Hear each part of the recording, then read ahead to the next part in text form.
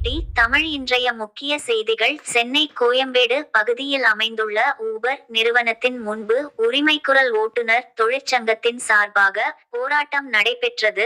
இதில் சங்கத்தின் மாநில பொதுச் செயலாளர் ஜாகிர் உசேன் அவர்கள் கோரிக்கைகளை முழக்கமிட்டார். அவருடன் மாநில துணை பொதுச் செயலாளர் அஸ்லம் கான் மற்றும் ஆரோக்கியதாஸ் மாநில செயலாளர் ஆவடி கணேசன் அவர்களும் மற்றும் தென் சென்னை மாவட்ட கார் பிரிவில் மாவட்ட செயலாளர் மற்றும் மண்டல செயலாளர் பி முரளி, இணை செயலாளர் ஜெய் அன்பழகன், பகுதி செயலாளர் மயிலை கபாலி, மயிலை பாஸ்கர், சைதை செந்தில், திருவான்மியூர் செந்தூர் பாண்டியன், வேளச்சேரி மாரிமுத்து மற்றும் வடசென்னை, மத்திய சென்னை, தென் சென்னை, செங்கல்பட்டு மற்றும் திருவள்ளூர் மாவட்ட கார் பிரிவு மாவட்ட செயலாளர்கள் மற்றும் நிர்வாகிகள், சிறு ரக சரக்கு வாகன பிரிவு மாவட்ட செயலாளர் குரு ராஜன் மற்றும் நிர்வாகிகள், திருவள்ளூர் மாவட்ட செயலாளர் அஜித் அவர்களும் கோரிக்கைகளை வலியுறுத்தி கோஷமிட்டனர். அதன் பின்பு காவல்துறையினர் அவர்களை கைது செய்து கோயம்பேட்டில் உள்ள அருள்மிகு குறுங்காலீஸ்வரர் சுவாமி திருமண மண்டபத்தில் காலை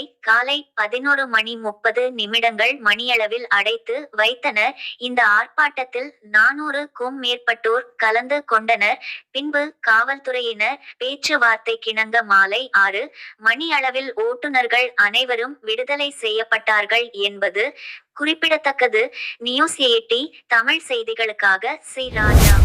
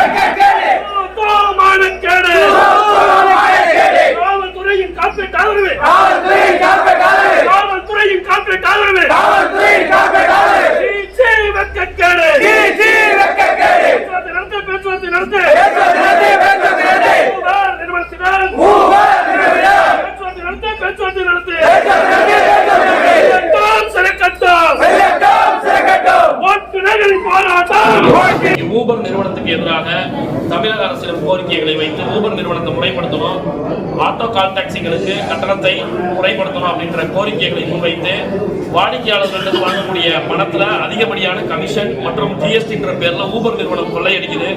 அதை கண்டிச்சு சுமார் 500க்கும் மேற்பட்ட ஓட்டுநர்கள் ஊபர் நிறுவனத்தை முற்றுகையிட்டோம்.